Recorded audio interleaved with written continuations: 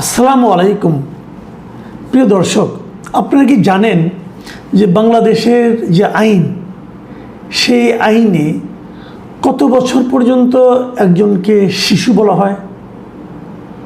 জানার কথা, কারণ আমাদের এখানে নতুন 2013 সালে যে আইন হয়েছে, সেই আইন অনুযায়ী 18 বছরের আগ পর্যন্ত, মানে যাদের বয়স 18 হয়ে গেছে, তারা শিশু নন, তারা ভোট টোট দিতে পারেন।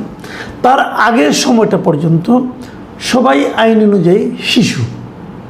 মানে এই সময়ে আপনি যা কিছু অপরাধ করবেন, আপনার বিচার কিন্তু প্রাপ্ত বয়স্কদের জন্য যে বিচার, সেরকমভাবে হবে না। তো এই যে গত 2-3 দিন ধরে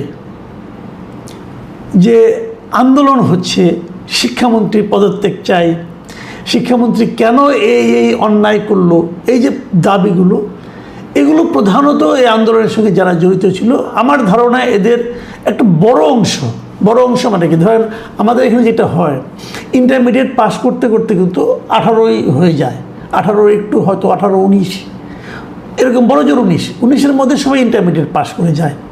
আমাদের আমলেও তাই ছিল, আমাদের আরও একটু আগে হতো। তো এরা সবাই শিশুই কিন্তু আমি ধরবো।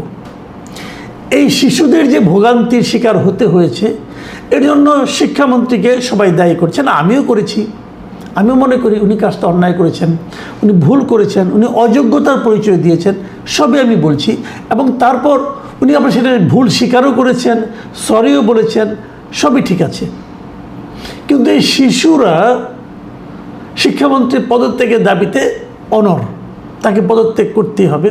আন্দোলন এখন স্থিমিত হয়ে গেছে, কিন্তু আমরা এই আন্দোলন চলাকালে কি দেখলাম, এটা নিয়ে আমি একটু আলোচনা করতে চাই আজকে। কারণ আমি মনে করি এই আলোচনাটা আমাদের সমাজের জন্য, আমাদের অভিভাবকদের জন্য, এই শিশুদের যারা অভিভাবক, তাদের জন্য খুব জরুরি। আপনাকে বুঝতে হবে আপনার ঘরের যে শিশুটা আছে, রাস্তায় গেলে তার আচরণটা কি হয়, এটা আপনাকে বুঝতে হবে। কারণ না বুঝলে রাস্তার লোকের, যারা রাস্তা দ্বারা পথচারী, ধর আমরা রাস্তায় পথচারী, আমাদের যতটা না ক্ষতি হবে, তার চেয়ে অনেক বেশি ক্ষতির শিকার আপনি হবেন। দেখুন, আমি কয়েকজন শিশুর কিছু কাণ্ড কারখানা আপনাদেরকে একটু দেখাতে চাই। খুব ছোট ছোট ভিডিও, আমি সাধারণত ভিডিও দেখাই না, কিন্তু এই ভিডিওগুলো দেখাচ্ছি এই কারণে যে এগুলো সাধারণ মানুষরা ভিডিও তুলেছে, কোনো প্রফেশনাল লোকের তোলা না। হয়তো রাস্তা দিয়ে কেউ যাচ্ছিল, উনি দেখেছেন, নিজের মোবাইলে একটু ভিডিও তুলেছেন, এটা সোশ্যাল মিডিয়ায় আমি দেখতে পাচ্ছি। আমি ছোট 10 সেকেন্ড করে আমি আপনাদের কয়েকটা ভিডিও দেখাবো। প্রথম যে ভিডিওটা আপনারা দেখবেন, সেখানে আপনারা দেখেন যে একজন লোক মোটর বাইক নিয়ে যাচ্ছেন। এই ঘটনাটা শাহবাগ এলাকায়, এবং ওইখানে ওনারা ব্লকেট দিয়েছিল স্টুডেন্টরা, এবং স্টুডেন্টদের ব্লকেটের এখানে উনি যাচ্ছিলেন। এই জন্য ওনার প্রথমে থামানো হয়েছে, পরে ওনার কাছ থেকে চাবিটা নিয়ে নেওয়া হয়েছে ওনার গাড়ি থেকে।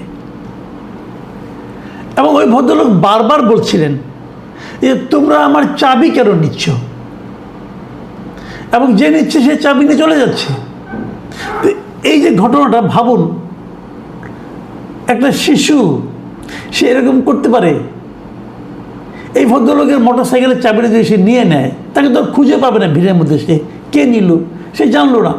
ওই লোকটা, যে মোটর সাইকেল চালক যিনি আছেন, ওনার ভোগান্তিটা কোন পর্যায়ে হয়েছিল শেষ পর্যন্ত আমরা জানি না। ওনার কী অপরাধ বলুন তো? আপনার শিশু যে কাজটা করলো, এই শিশুর একজন পিতা আছেন, এই শিশুর একজন মাতা আছেন, এই শিশুর একটা পরিবার আছে। আপনারা ভাবুন, আপনার এই শিশুর এই চেহারা কি আপনারা আগে দেখেছেন? এবং তারও চেয়ে প্রয়োজনীয় কথা হলো, এই চেহারাটা এরকম একটা আচরণ করাটা কি জরুরি ছিল, প্রয়োজনীয় ছিল? কি বলবেন তাকে আপনারা? দ্বিতীয় যে ভিডিওটা আমি দেখাচ্ছি, সেটা হলো খুবই আলোচিত একটা ভিডিও। সেটা হলো যে আপনি দেখেন, ওই যে আলোচনার জন্য একজন স্টুডেন্ট ভেতরে গিয়েছিল, এবং বেরিয়ে এসে সে বলল যে 12 কোটি শিক্ষার্থীর প্রতিনিধি হিসেবে সে ভিতরে গিয়েছিল। তার সঙ্গে ঠিক ব্যবহারটা করা হয়নি, তাকে গুরুত্ব দেওয়া হয়নি, এর জবাব ওদেরকে দিতে হবে, যদি দিতে না পারেন তাহলে তার খবর আছে, অ্যাটসেট্রা অ্যাটসেট্রা, হুমকি। এর চেহারা দেখে কিন্তু শিশুর প্রতি মনে হয়, খুবই কোমল চেহারা একটা, কিন্তু ওনার কথাগুলি শুনলে মাথা খারাপ হয়ে যায়। উনি কে? ওনার গায়ে দেখেন, গলায় দেখেন, ওনার গলায় যে স্কুলের যে কার্ডটা আছে সেখানে লেখা মাইলস্টোন স্কুল, তার মানে মাইলস্টোন স্কুলে সে পড়ে। এখন এই যে মাইলস্টোন স্কুলে পড়া যে স্টুডেন্ট, তিনি ওখানে যে ছাত্রদের প্রতিনিধি হিসাবে আলোচনা করতে গিয়েছিলেন এবং উনি খুব ক্ষিপ্ত হয়ে বিরক্ত হয়ে বের হয়ে এসেছেন। কিন্তু আজকে দেখলাম মাইলস্টোন স্কুল বলতেছে এই মেয়েটা তাদের স্কুলের একসময় স্টুডেন্ট ছিল, কিন্তু তার বিভিন্ন রকম বেপরোয়া আচরণের কারণে তাকে স্কুল থেকে তারা টিসি দিয়ে দিয়েছে, মানে ট্রান্সফার সার্টিফিকেট দিয়ে দিয়েছে। উনি বর্তমানে আর ওই স্কুলের স্টুডেন্ট নন। তো যে মেয়েটা ওই স্কুলের স্টুডেন্ট না, সেই স্কুলের কার্ড সে কেন গলায় ঝুলিয়েছে? তার মানে সে যখন আলোচনা করতে গিয়েছে, সে কিন্তু প্রতারক হিসেবে আলোচনা করতে গিয়েছে, নিজের যে পরিচয় সে আলোচনা করতে গিয়েছে, সেই পরিচয়টা তার জন্য কোনো ভ্যালিড পরিচয় নয়। উনি আদৌ স্টুডেন্ট কিনা অথবা থাকলে কোন স্কুলের স্টুডেন্ট তার কিছুই কেউ জানে না, কিন্তু উনি বিশাল নেত্রী এবং 12 কোটি স্টুডেন্টের প্রতিনিধি। এই শিশু জানেও না যে কতজন স্টুডেন্ট ইন্টারমিডিয়েট পরীক্ষা দিচ্ছে, সে 12 কোটি বলে ফেললো মুখস্থ। তো মাথা খারাপ হয়ে যায় এদের। আচ্ছা, এবার আরেকটা দেখাই, এটা আপনারা দয়া করে হাসবেন না, কারণ আমি এখন যে দাড়িওয়ালা লোকটাকে দেখাচ্ছি উনি শিশু, উনি ক্লাস 10-এ পড়েন, উনি ইন্টারমিডিয়েট পরীক্ষাও দিচ্ছেন না। উনি যাচ্ছেন, ওনাকে জিজ্ঞাসা করা হয়েছে আপনি কিসে পড়েন? ওই যে আমি ক্লাস 10-এ পড়ি। তো আপনি এখানে এসেছেন কেন? তো আমার এখানে আসতে হবে, আমি সবার সঙ্গে, আমি আন্দোলনে আছি। কি আন্দোলনটা? আপনি কার সঙ্গে এসেছেন? আমি আমার ভাইয়ের সঙ্গে এসেছি। আপনার ভাই কিসে পড়ে? ও এবার মেট্রিক পরীক্ষা দিবে। তার মানে এই দাড়িওয়ালা শিশু ভদ্রলোক উনি ক্লাস 10-এ পড়েন, এসএসসি পরীক্ষাও দিবেন না, উনি তারও নিচে ক্লাস 10-এ পড়েন। তো ওনার বড় ভাই এসএসসি পরীক্ষা দিবেন, মেট্রিক পরীক্ষা দেবেন উনি বলেছেন। মেট্রিক তো অনেক আগে থেকেই নাই, ধরলাম মেট্রিক পরীক্ষা দেবেন, উনি জানেন না মেট্রিক এবং এসএসসির পার্থক্যটা কি। উনি এসেছেন এইচএসসি পরীক্ষার যে অনিয়ম হয়েছে তার আন্দোলনে যুক্ত হওয়ার জন্য, এবং তাকে জিজ্ঞাসা করা হয়েছে আপনি যে আন্দোলন করতে এসেছেন আপনি কি জানেন কী নিয়ে আন্দোলন? কি জানবো, উনি এটা পরে জানবেন। আচ্ছা, আরেকটা ভিডিও শেষ, এই ভিডিও আর দেখাবো না, এটি শেষ ভিডিও। এটা ছোট্ট একটা ভিডিও দেখুন। একজন বয়স্ক লোককে একটা ছেলে লাথি মারছে। বয়স্ক লোকটা কে তার পরিচয় আমি জানি না, হয়তো কেউ একজন হবেন, অথবা আন্দোলনের প্রতিবাদ করেছিলেন, অথবা রিক্সা চালাচ্ছেন, কিছু একটা হবেন। কিন্তু সে যেই হন না কেন, তাকে যে লাথিটা মারছে সে একটা স্কুল পড়ুয়া অথবা কলেজ পড়ুয়া স্টুডেন্ট। তার চেহারাটা দেখা যাচ্ছে না, কিন্তু তাকে আবার আরেকজন স্টুডেন্ট থামাচ্ছে, কিন্তু উনি মেরেই চলেছে, লাথি মারছে। কেন? আমাদের শিশুরা এত অসহিষ্ণু কেন? আমাদের শিশুরা কেন নিজেদেরকে নিয়ন্ত্রণ করতে পারছে না? কেন তারা উন্মত্তের মতো আচরণ করছে? কেন তারা মিথ্যা কথা বলছে? কেন মিথ্যাবাদীরা শিশুদের মধ্যে ঢুকে পড়ছে? কেন মতলববাজরা শিশুদের মধ্যে ঢুকে পড়ছে এবং যার দায় শিশুদের উপর বর্তাচ্ছে? রাজনীতি আছে এখানে? আমি বলবো অবশ্যই আছে। ওই যে দাড়িওয়ালা শিশু দেখলেন, তিনি সেই রাজনীতির একজন লোক। আমি নিশ্চিন্তভাবে বলতে পারি এই ভদ্রলোক আর যাই হোক ক্লাস 10-এ পড়ে না। আপনাদের কি মনে হচ্ছে আমি যাই না, আমি মনে করি উনি ক্লাস 10-এ পড়েন না। তো উনি এখানে কেন? ছোটোবেলায় একটা প্রভাব শুনতাম আমরা যে ওলট পালট করে দে মা, লুটে পুটে খাই। অথবা আরেকটা শুনতাম ঘোলা জলে মাছ শিকার করা। এখন এখানে কিন্তু সেই জিনিসটাই হচ্ছে, একটা হইচই হবে, একটা অরাজকতা হবে, একটা ভাঙচুর হবে, এর মধ্যে কিছু লোক কিছু বয়স্ক শিশু, কিছু মতলববাজ শিশুধারী নামধারী কিছু গুপ্ত লোক, এরা এই লুটতরাজ ভাঙচুর অথবা কিছু একটা করবে, অথবা সমাজে একটা অস্থিতিশীল পরিস্থিতি তারা তৈরি করবে। এরা কারা? এদের বিরুদ্ধে কি ব্যবস্থা নেওয়া হচ্ছে? যদি আপনি ব্যবস্থা না নেন তাহলে আপনাকে আরও কোনো একটা ছুতানাতায় কয়েকদিন পরে আরেকটা এই ধরনের ঘটনার মুখোমুখি হতে হবে। একটা মনে রাখবেন একটা জিনিস, আইন কিন্তু কেউ ইচ্ছে এমনি এমনি মানে না। বিশৃঙ্খলা তৈরি যখন হয় তখন সেটা থামানোর জন্য কিছু আইন থাকে, সে আইনগুলো কেউ এমনি এমনি মানে না।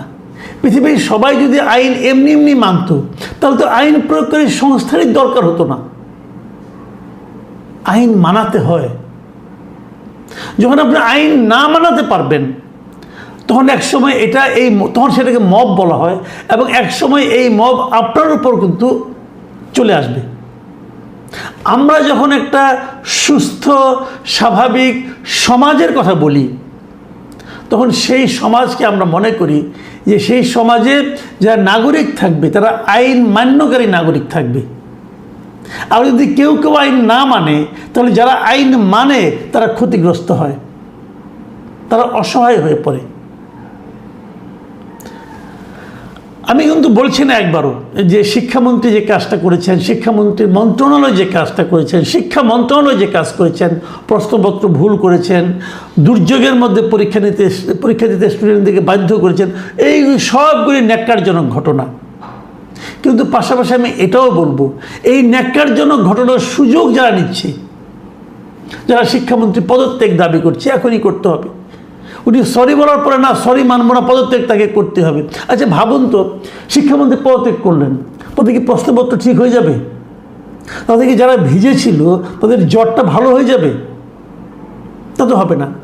তাহলে পদত্যাগ কোনো সমাধান নয়। কিন্তু আপনারা ক্ষুব্ধ হয়েছেন, ক্ষোভ প্রকাশ করেছেন, ওকে। এখন এই যে পদত্যাগের দাবিটা করেছেন আপনারা, এই দাবি নিয়ে যখন আপনি লেগে আছেন তখনই কিন্তু এই সমস্ত বিপজ্জনক শিশু আপনাদের মধ্যে ঢুকে পড়ছে।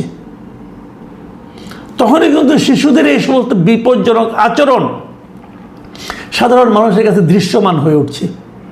মানুষ এদের উপর বিরক্ত হচ্ছে। আমি প্রথমত বলবো, এটা কেন আসলো? এটা কিন্তু 24-এর গণ অভ্যুত্থান যেটা হয়েছিল তারই বাই প্রোডাক্ট, এটা আমি মনে করি। এবং এই বাই প্রোডাক্টটাকেই ডক্টর ইউনূসের যে অন্তর্বর্তীকালীন সরকার ছিল তারা এটাকে নার্সিং করেছে, এই আচরণটাকে তারা প্রশ্রয় দিয়েছে। আমি কিন্তু গালাগালি কোনো ভিডিও দেখাইনি আপনাদের। গালাগালির ভিডিওগুলি দেখতেন তাহলে তো আপনাদের মাথা খারাপ হয়ে যেত। আমি দেখাইনি কারণ ওটা এত অশ্লীল গালাগালি আমি শুনেছি এবার এই আন্দোলনে, এই শিক্ষকদের মানে স্টুডেন্টদের আন্দোলনে এবারেরটা এত অশ্লীল গালাগালি, শিক্ষামন্ত্রীকে যেভাবে তারা সম্বর্ধন করছে, এগুলো কোনো ভদ্রতা নয়। আপনি একজনকে সমালোচনা করেন, তার কর্মকাণ্ডের সমালোচনা লজিক্যালি করেন ভাই। আমি শিশুদেরকে বলছি, আপনাদেরকে আপনি বলে সম্বোধন করছি। তুমি বললে আবার না জানি কি কোন ঝামেলায় আমি পড়ে যাই। তো আপনাদেরকে বলছি, আপনাদের লেখাপড়া করেছেন, আপনারা লেখাপড়া করছেন, আপনার স্টুডেন্ট ইন্টারমিডিয়েট পড়েন, তার মানে কি পাশ করার পর আপনারা বিশ্ববিদ্যালয়ে যাবেন, কেউ দেশের বাইরে যাবেন। এটা অন্য কোথাও থেকে মানে এটাকে একটা এটা কোনো কৌশল ষড়যন্ত্র, আসলে কি মনে হয় আপনার? দেখেন, প্রশ্ন যদি কমন না পড়ে তাহলে আন্দোলন হতে পারে, এই ধারণাটা কিন্তু আমাদের আগে কখনো ছিল না। এবার যে আন্দোলনটা হলো এর মধ্যে কয়েকটা কারণ। 1 নম্বর কারণ হলো যে একটা খুবই প্রাকৃতিক দুর্যোগের দিনে পরীক্ষা হওয়া, এটা আসলে অনুচিত ছিল। কারণ আমরা দেখেছি যে বাস্তবতাটা কি, রাস্তায় পানি, পরীক্ষা কেন্দ্রে পানি, স্টুডেন্টরা হাঁটু পানি ভেঙে, কোথাও কোমর পানি ভেঙে পরীক্ষা দিতে গিয়েছে। এই পাবলিক পরীক্ষাগুলো একটা স্টুডেন্টের জন্য কতটা গুরুত্বপূর্ণ এটা আমরা সবাই নিজেরা যেহেতু ওই ধাপগুলো পার হয়ে এসেছি আমরা জানি। পুরা ফ্যামিলি আমাদের দেশে, পুরা ফ্যামিলি কিন্তু ইনভলভ হয়ে যায়, এনগেজ হয়ে যায় এই পাবলিক পরীক্ষাগুলোকে কেন্দ্র করে। তো সেখানে এই পরীক্ষার দিনে যখন নাকি এই ধরনের মানে আপনার দুর্যোগপূর্ণ আবহাওয়া থাকে, এবং এটা কিন্তু একটা এলাকায় না, বলতে গেলে পুরো দেশে। হুম, তখন এটাকে কিন্তু সিরিয়াসলি নিতে হয়। কিন্তু আনফরচুনেটলি আমাদের শিক্ষামন্ত্রী, শিক্ষা মন্ত্রণালয় এটাকে অতটা সিরিয়াসলি নিয়েছিল বলে আমার কাছে মনে হয়নি। এই দিক দিয়ে বিবেচনা করলে শিক্ষা মন্ত্রণালয় অবশ্যই আমি মনে করি তারা অন্যায় করেছে স্টুডেন্টদের প্রতি। ওদের উচিত ছিল আগেই বোঝা, কারণ পানি বৃষ্টি হবে না হুম, ওনারা যেটা বলেছেন এটা আমাদের বাংলাদেশের আবহাওয়া বিভাগের উপর ডিপেন্ড করে। বাংলাদেশের আবহাওয়া বিভাগের উপর যে সময় তারা তারা যে সমস্ত আপনার মানে পূর্বাভাস দেয় তার উপরে যে কেউ বিশ্বাস করতে পারে এটাই আমার ধারণা ছিল না। কারণ আমরা বহুবার দেখেছি এই ধরনের আবহাওয়া বিভাগের এই সমস্ত পূর্বাভাস আসলে খুবই অকার্যকর হয়। কাজেই সেভাবে দেখতে গেলে এটা শিক্ষা মন্ত্রণালয়ের একটা ধরনের আমি মনে করি ব্যর্থতা আমি বলবো।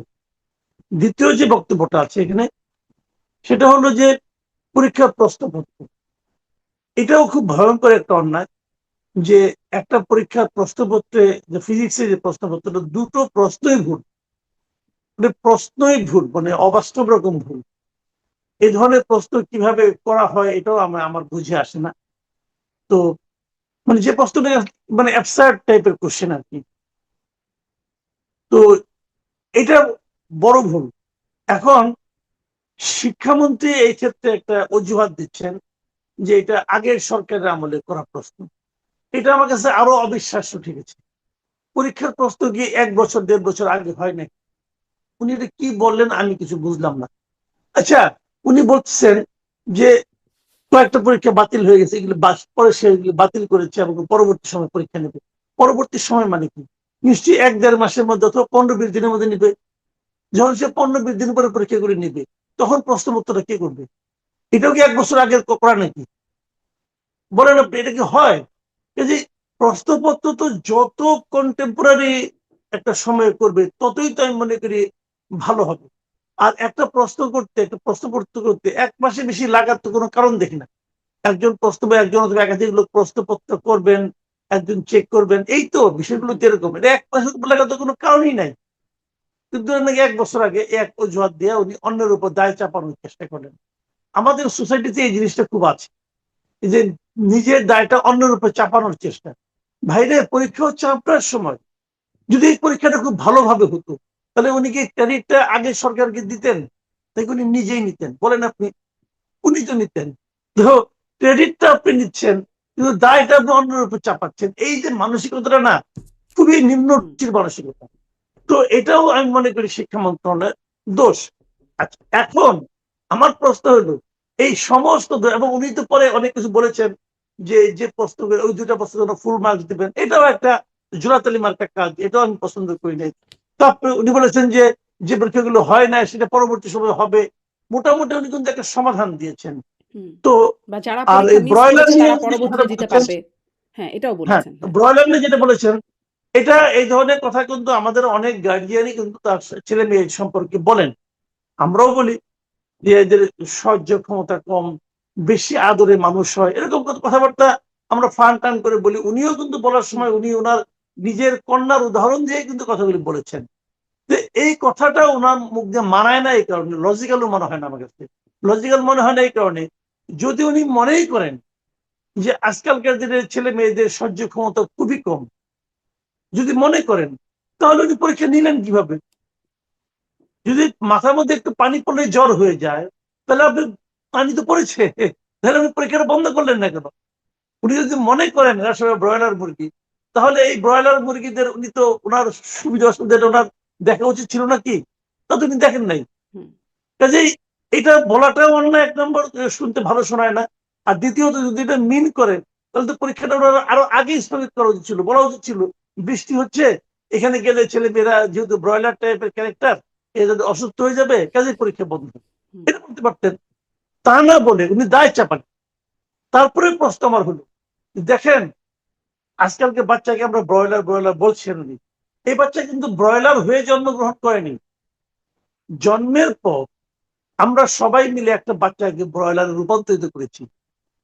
ব্রয়লার অর্থ যদি সহ্য ক্ষমতা সহনশীলতা কম হয় তাহলে আমরা সবাই এটা বানিয়েছিল দেখে এভাবে। এবং উনি শিক্ষামন্ত্রী, উনি স্টুডেন্টদেরকে ব্রয়লার বানিয়েছেন, এই দায়টা ওনার। কোন স্টুডেন্ট ব্রয়লার না। সব স্টুডেন্টে কিন্তু সহ্য ক্ষমতা সম্পন্ন হয়েই তারা কিন্তু যাত্রা শুরু করে।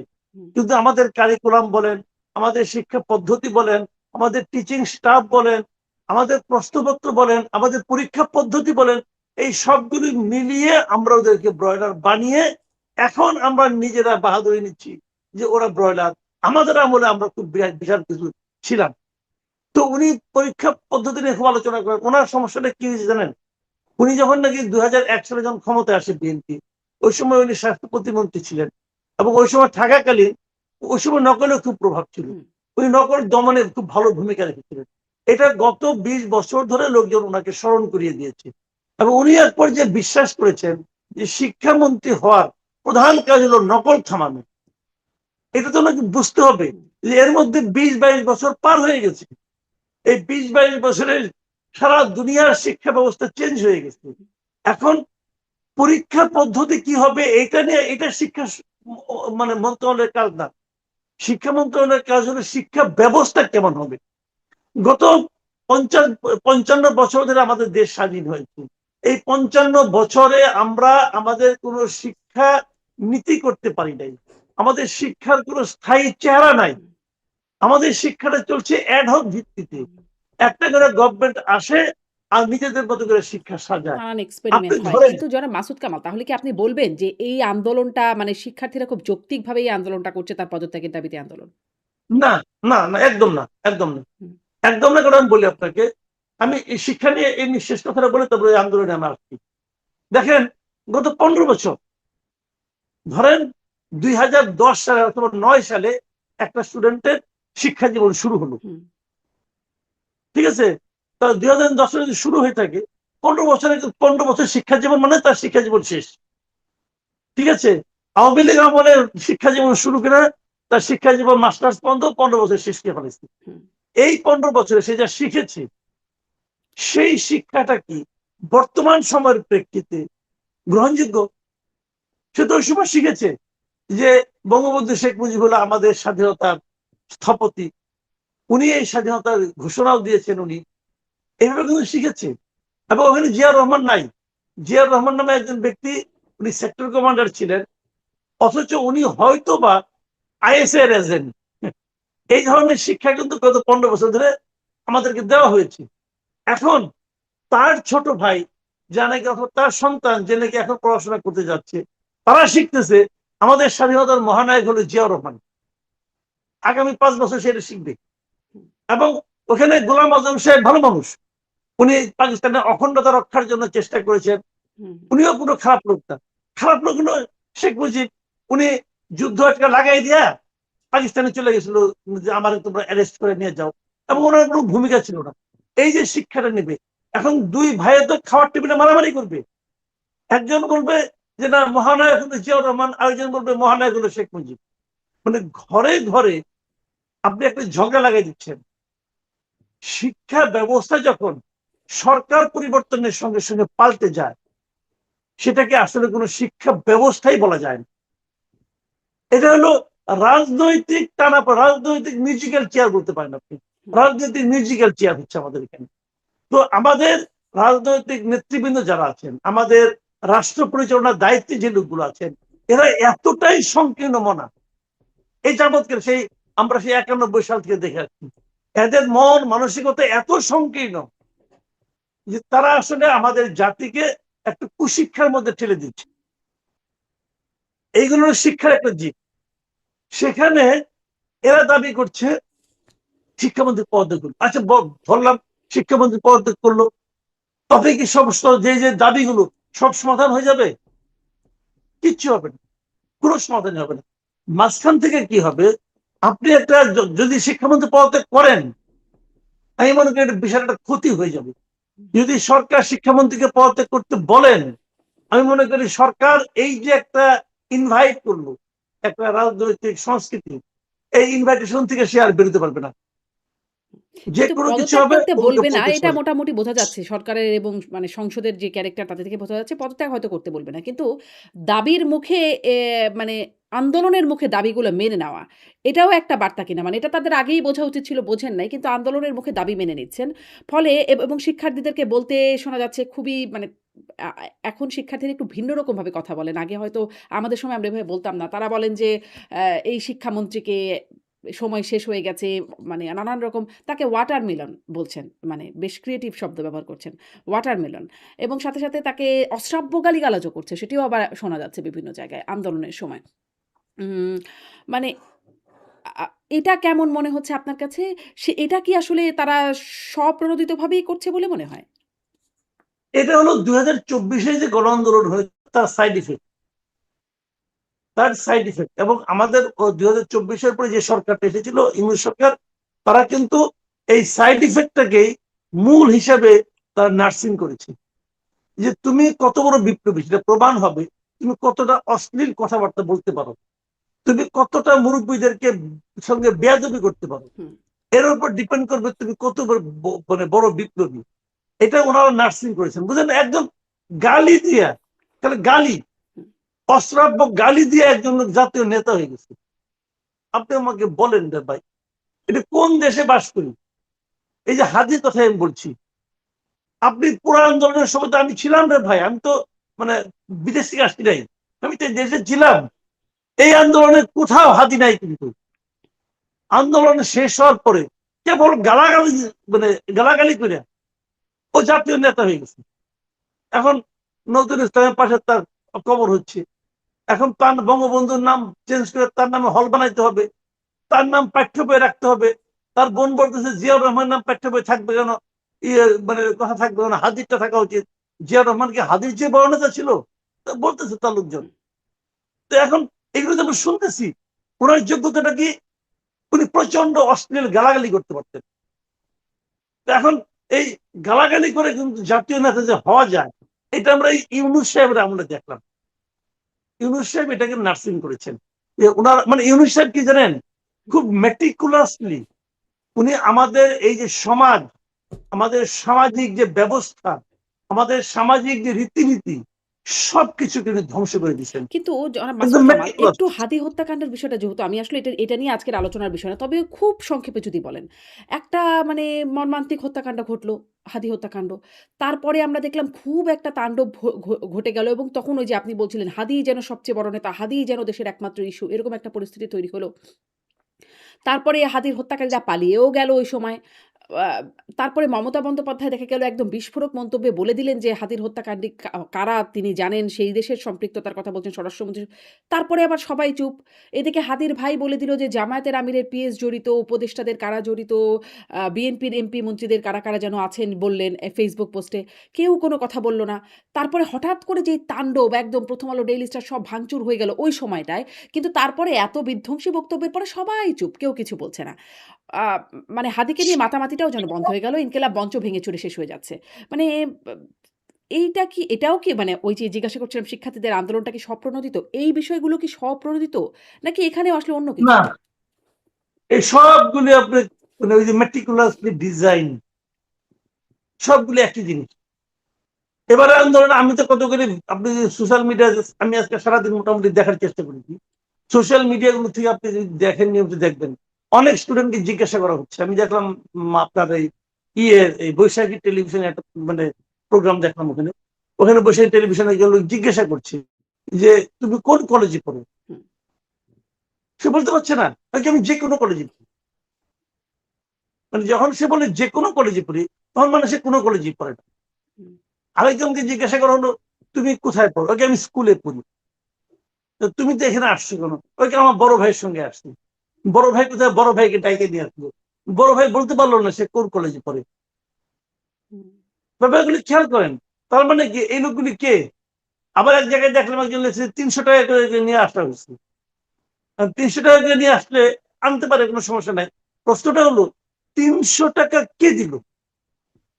একজন তো জানে নাই, কয়েকশো জনকে আনছে। তো এই টাকাটা কার পকেট থেকে বেরোলো? এগুলো কিন্তু ইম্পর্টেন্ট। এখন এই বিষয়টা হলো কি, দেখেন একটা হিস্ট্রিটা কি হবে। আজকের থেকে মনে করেন 2 মাস 3 মাস পরে কি আলোচনা হবে যে একটা নতুন সরকার দায়িত্ব নেওয়ার 6 মাস না আসতে না পেরোতেই, মানে 5 মাসের মাথায় সরকারের একজন মন্ত্রীর পদত্যাগের জন্য সারা দেশে আন্দোলন হয়েছে। ডিজাইন, বেসিক্যালি ডিজাইন, এর তো কোনো সন্দেহ নাই। এবং তারও যে বড় আপনার কথা, কাছে কি মনে হয় ডিজাইনটা কার? মানে জাস্ট আপনার ধারণা, আপনি তো আর তদন্ত করেন না, কিন্তু ধারণা কি ডিজাইনটা কার? 300 টাকা আসলে কার পকেট থেকে আসছে? এটা কার পকেট থেকে আসছে আমি বলতে পারবো না, কিন্তু একটা জিনিস হলো কি মাথায় রাখতে হবে, এই সরকারকে বিব্রত করার জন্য, এই সরকারকে ব্যর্থ প্রমাণ করার জন্য যারা এখন মানে খুব উন্মুখ হয়ে আছে, তাদের ইনভেস্টমেন্ট হতে পারে। তারা চায় এই সরকারকে ব্যর্থ করার জন্য, ব্যর্থ এই সরকার পারছে না, এই কথাটা কে প্রমাণ করতে চায়, তাদের ভূমিকা থাকতে পারে, নাও থাকতে পারে। আমি বলতে আমি শিওর হচ্ছি না, কিন্তু কিন্তু আমি প্রথমত কিন্তু সন্দেহের তীরটাও দিকে যাচ্ছি। আওয়ামী লীগের কারা কথা তারা? বলছেন? আওয়ামী লীগের কিন্তু এখানে খুব একটা ভূমিকা নাই। ভূমিকা নাই কেন আমি বলি, আপনাকে থাকতেও পারে, থাকতেও পারে, আমি অস্বীকার করছি না, হয়তো তলে তলে থাকতেও পারে। বাংলাদেশে তো তলে তলে অনেক কিছু হয়, তো তা থাকতেও পারে, আবার নাও থাকতে পারে। জামাতারও থাকতে পারে, এনসিপিও থাকতে পারে। এখন আওয়ামী লীগের হওয়াটা একটু কঠিন, কঠিন এই কারণে ছাত্রলীগ এখানে কোন পরিচয় আসবে? ছাত্রলীগ তো রাজনীতি করতে পারবে না, আওয়ামী লীগ তো রাজনীতি করতে পারবে না, তখন তো জিনিসটা আরো রিস্কি হয়ে যাবে। কাজেই কিছু একটা আছে, কিছু একটা হয়েছে, মানে এটা এমনি স্বতঃস্ফূর্ত ভাবে চলে এসেছে তা না। পাশাপাশি যে জিনিসটা হয়েছে ওই ইটা আছে আপনার, ওই ইউনূসের আমলে গালাগালিটা যে আমাদের একটা জাতীয় সংস্কৃতিতে পরিণত করার প্রচেষ্টা, সেই প্রচেষ্টা এখানে কিন্তু আমি দেখতে পেয়েছি। আরেকটা জিনিস আমি বলি আপনাকে, দেখেন পরীক্ষার প্রশ্ন কঠিন হয়েছে, কেউ বলছে ইন্টারমিডিয়েটে ফিজিক্সের প্রশ্ন হয়েছে কুয়েটের পরীক্ষার মতো, বলেছিল এই ধরনের আওয়াজ কিন্তু আমি পেয়েছি। আবার দেখেন যে কলেজগুলো ঢাকার বড় কলেজ, মানে যারা নাকি ওই যে আপনার সাজেশন দিয়ে পড়ায় না, যে কলেজগুলো যেমন নটরডেম কলেজ, হ্যাঁ, দেখেন যেমন আমরা দেখেছি অনেক আগে কি হতো, সাজেশন নেই, যে টেস্ট পেপার থাকে একটা, 5 বছরের প্রশ্ন থাকে, 5 বছরের প্রশ্নগুলো সলভ করে ওখান থেকে প্রশ্ন আসে ঘুরে ফিরে। এবারের প্রশ্নগুলো ওই টেস্ট পেপার কোম্পানি যারা আছে, যারা টেস্ট পেপার পড়ে যারা পরীক্ষা দেয়, ওই 5 বছরের প্রশ্নগুলো থেকে দেখে ওইখান থেকে প্রশ্নগুলো আসে নাই। যারা পড়াশোনা করেছে, মানে যারা নাকি পুরো বইটা পড়েছে, তাদের জন্য কিন্তু এই পরীক্ষাগুলো কঠিন ছিল না। যারা পুরো বই না পড়ে সাজেশন অনুযায়ী পড়েছে, তাদের জন্য ছিল কঠিন। কারণ তাদের একটা দেখলাম, একটা স্টুডেন্ট বলতেছে আমি বাড়িতে যে আমি 5 বছরের টেস্ট পেপারের প্রশ্ন দেখলাম, ওর মধ্যে একটাও নাই এগুলো। তার মানে ও কিন্তু সাজেশন দেখে পড়েছে। আমি এইভাবে বলি, বাংলাদেশের শিক্ষা ব্যবস্থা ক্যান্সার কি জানেন? বাংলাদেশের শিক্ষা ব্যবস্থা এমনি ফল্টি, যেভাবে পড়ানো হয় পরীক্ষা নির্ভর যে শিক্ষা ব্যবস্থা, এটাকে আমি ফল্টি মনে করি। কিন্তু তার চেয়েও বড় কথা, যতটুকু যা আছে তার জন্য ক্যান্সার হলো এই কোচিং সেন্টার। কোচিং সেন্টার গুলো কিন্তু ওই যে 5 বছরের প্রশ্ন, কিছু টেস্ট করে, মক টেস্ট নেয়, এই সিস্টেমে তারা পড়াশোনা করে। এই কোচিং সেন্টার গুলো হলো বাংলাদেশের শিক্ষা ব্যবস্থার ক্যান্সার।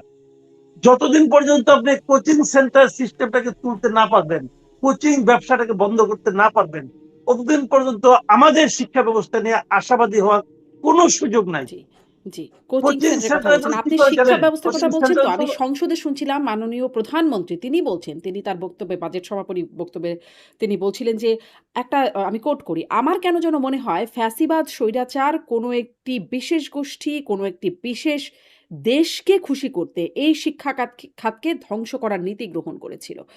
আপনার কি এরকম তার মনে হওয়ার সাথে আপনার মানে আপনিও কি সেরকম মনে করতে পারেন যে কোনো একটি বিশেষ মানে ফ্যাসিবাদী গোষ্ঠী কোনো একটি বিশেষ দেশকে খুশি করতে শিক্ষা খাতকে ধ্বংস করার চেষ্টা করেছে?